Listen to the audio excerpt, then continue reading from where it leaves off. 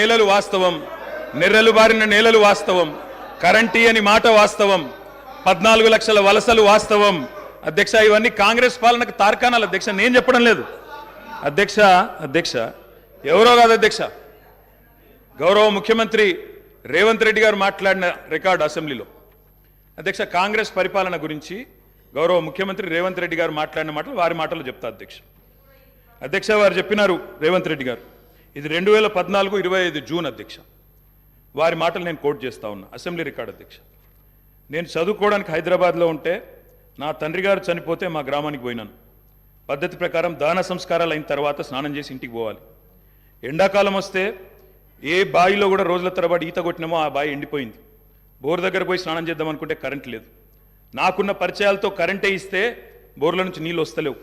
స్నానం చేయవలసిన సమయంలో నెత్తి మీద నీళ్లు చల్లుకొని ఇంటికి వచ్చినాం అధ్యక్ష. తెలంగాణ ప్రాంతం నిర్లక్ష్యం కావడానికి కారణం కాంగ్రెస్ పాలకులన్న విషయం ఇప్పుడు అర్థమైంది అధ్యక్ష. ఇది నేను కాదు అధ్యక్ష, రేవంత్ రెడ్డి గారు చెప్పిన మాట. మీ ముఖ్యమంత్రి గారే చెప్పినారు అధ్యక్ష, నేను చెప్పడం కాదు. నేనేమంటున్నా అధ్యక్ష, మీరు దాచేస్తే దాగని సత్యాలు చరిత్ర అధ్యక్ష. ఇట్లా నిమిషానికి ఒకసారి ఇంటరప్ట్ చేస్తే ఎట్లా అధ్యక్ష? ఇంత ఆవేశం ఎందుకు?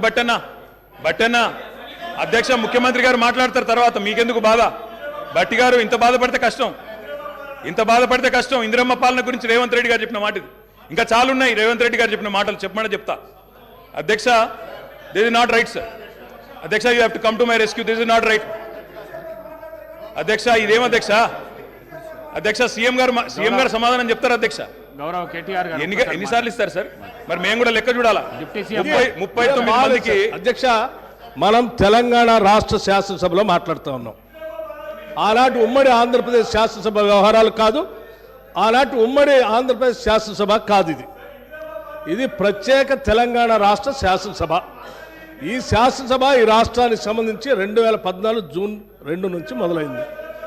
ఈ 2014 నుంచి ఈ రాష్ట్రంలో తీసుకున్న చర్యలు, జరిగిన ఖర్చులు, చేసిన అభివృద్ధి, రాష్ట్ర ప్రజల ఆకాంక్షలు, వాటి గురించి మనం మాట్లాడుకోవాలి. గతం అంతా బాగాలేదనే కదా అందరు కలిసి కొట్లాడి ఏకగ్రీవంగా తీర్మానం చేసి తెలంగాణ రాష్ట్రం ఇంకా అది చూపించి నేను వాళ్ళతో పోటీ పడతా అంటే నువ్వు కూడా వాళ్ళతో పోటీ పడితే నువ్వు కూడా అట్టే పో. మరి ఏడెందుకు తెలంగాణ రాష్ట్రం గురించి మాట్లాడండి సార్.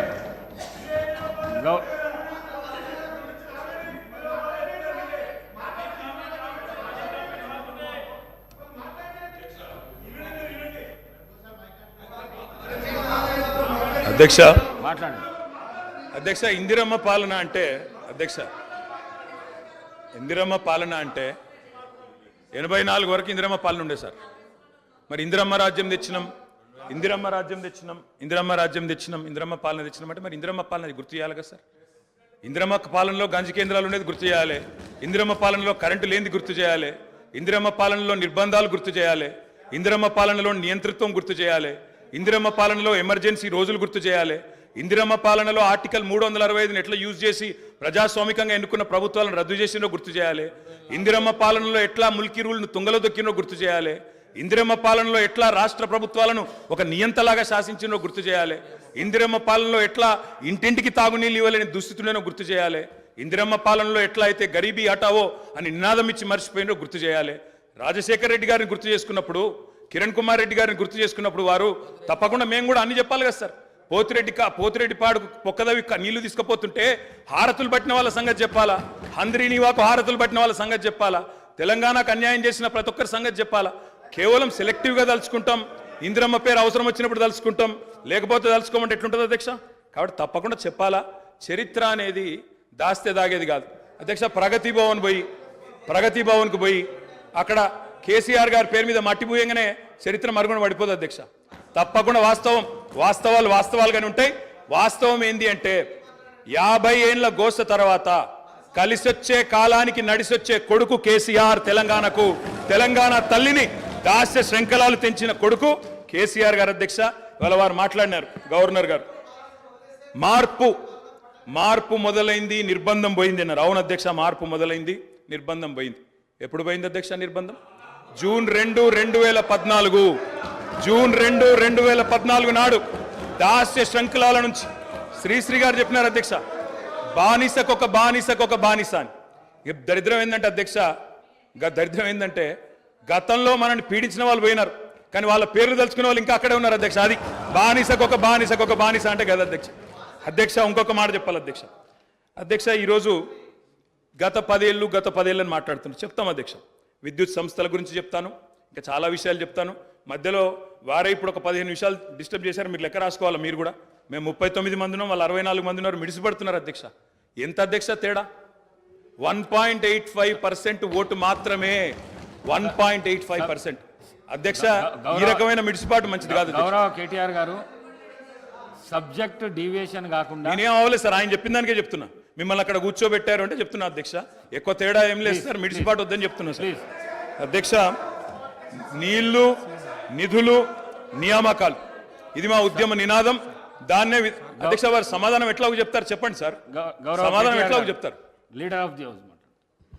స్పీకర్ సార్, కొంతమంది ఎన్ఆర్ఐస్కి ప్రజాస్వామిక స్ఫూర్తి అర్థము అవగాహన కాదు. మనం ప్రయత్నం చేసినా కూడా వారు తెలుసుకునే ప్రయత్నం చేయరు. ప్రజాస్వామ్యంలో 49కి 0 వాల్యూ ఉంటుంది, 51కి 100% వాల్యూ ఉంటుంది. ఎందుకంటే 51% ఓట్లు, 51% నెంబర్ ఉన్న వాళ్ళు ప్రభుత్వాన్ని ఏర్పాటు చేస్తారు. 49% ఉన్నవాళ్ళు ప్రతిపక్షంగా కూర్చొని ప్రభుత్వం తీసుకునే పరిపాలనలో నిర్ణయాలను, శాసనాలను సహేతుకంగా విశ్లేషించి సలహాలు, సూచనలు ఇస్తారు. సలహాలు, సూచనలు ఒకవేళ ప్రభుత్వము పెడచెవిన పెడితే నిరసనలు, ధర్నాలు, రాస్తారోకలు చేస్తారు.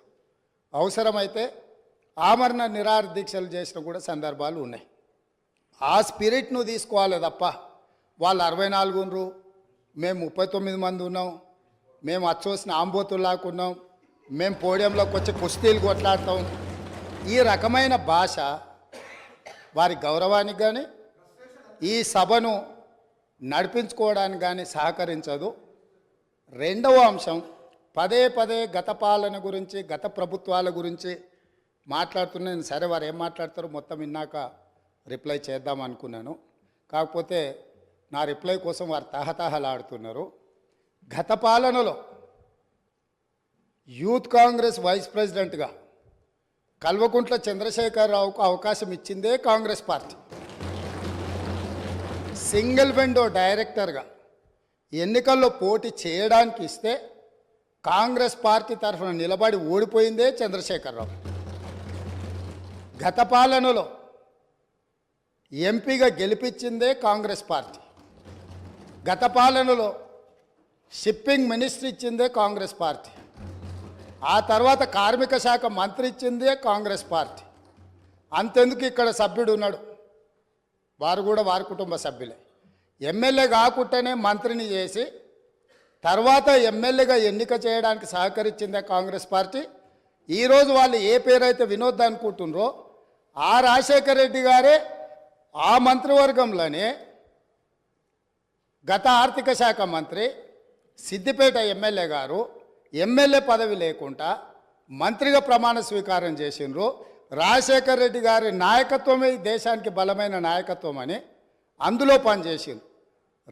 మూడవది, పోతిరెడ్డిపాడు పొక్క పెద్దది చేసినప్పుడు కీర్తిశేషులు నాయన్ నరసింహారెడ్డి గారు కడప జిల్లా ఇన్ఛార్జ్ మినిస్టర్.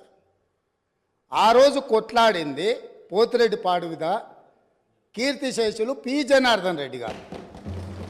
పోతిరెడ్డిపాడు పొక్క పెద్దది చేసినప్పుడు ఇక్కడ ఉన్నోళ్ళు ఎవరు ప్రాణత్యాగాలు చేస్తామని ఎవరు కొట్లాడలే, ఎవరు మాట్లాడలే. సొంత పార్టీ, సొంత ప్రభుత్వం ఉన్న తెలంగాణ ప్రజల హక్కులను భంగం కలిగించొద్దు, కృష్ణానది జలాలలో మా వాటా మాకు ఉండాలి, మా వాటాను ఎవరు తీసుకెళ్ళినా మేము ఒప్పుకోము అని కొట్లాడింది ఆనాటి నాయకుడు పి జనార్దన్ రెడ్డి గారు మాట్లాడిండ్రు తప్ప వీళ్ళు కాదు. కాబట్టి ఈరోజు వీళ్ళందరూ ఏ పాలకుల గురించి మాట్లాడుతున్నారు, ఆ పాలకులు ఇప్పుడు మాట్లాడుతున్న పెద్దలు ఎట్లెమ్మెల్యేనరు? వాళ్ళ తండ్రి గారి గురువైన చంద్రబాబు నాయుడు గారి పార్టీతో పొత్తు పెట్టుకుంటే ఆ పార్టీ మద్దతుతో ఆ కడువ కప్పుకొని సిరిసిల్లలో కష్టపడి పనిచేసి నిర్మించుకున్న చీమలు పెట్టిన పుట్టలో పాములు దూరినట్టు కేకే మహేందర్ రెడ్డి అక్కడ పార్టీని నిర్మించుకొని తెలంగాణ ఉద్యమంలో పాల్గొని తెలంగాణ ఉద్యమంలో ముందు భాగం నుండి నిలబడి కొట్లాడితే ఎన్ఆర్ఐ అంటే నాన్ రిలయబుల్ ఇండియన్ కింద మేనేజ్మెంట్ కోటాలో ఇక్కడికి వచ్చి టికెట్ తీసుకొని అక్కడ ఆ కేకే మహేందర్ రెడ్డి గారిని అన్యాయం చేసి ఈరోజు ఇక్కడికి వచ్చిండ్రు. కాబట్టి ఈరోజు గతం గురించి అధ్యక్ష ఒకవేళ మా మిత్రులకు ఒకవేళ వాళ్ళకు అంతగా గతం గురించి చర్చించాలనే ఆలోచన ఉంటే ఒక రోజు మొత్తం తమరు సమయం ఇవ్వండి.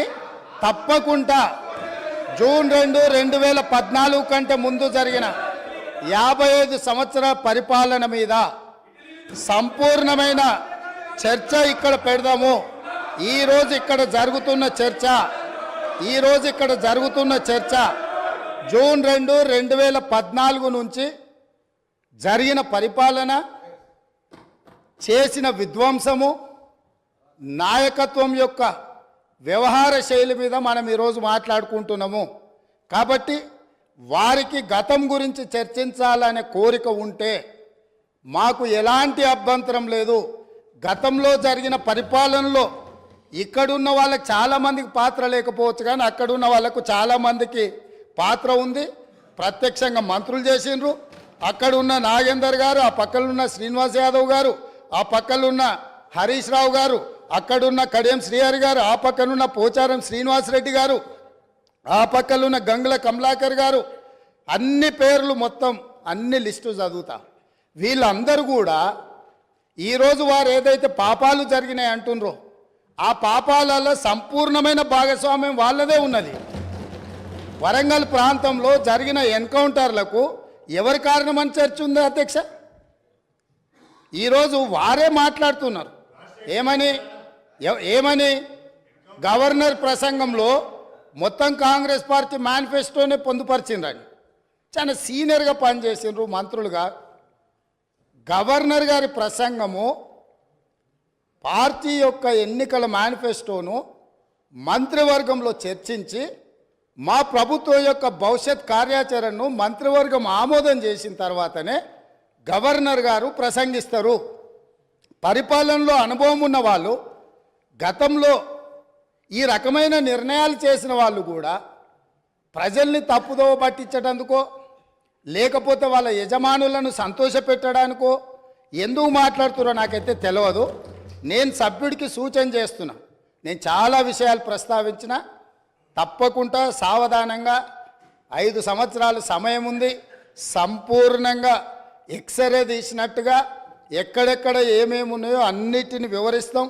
మా ఆర్థిక మంత్రి గారు, డిప్యూటీ సీఎం గారు జరిగిన విధ్వంసం ఏంది, ఆర్థిక నేరం ఏంది, అన్ని విషయాలు ఈ సభలోనే తమరి అనుమతి తీసుకొని చర్చ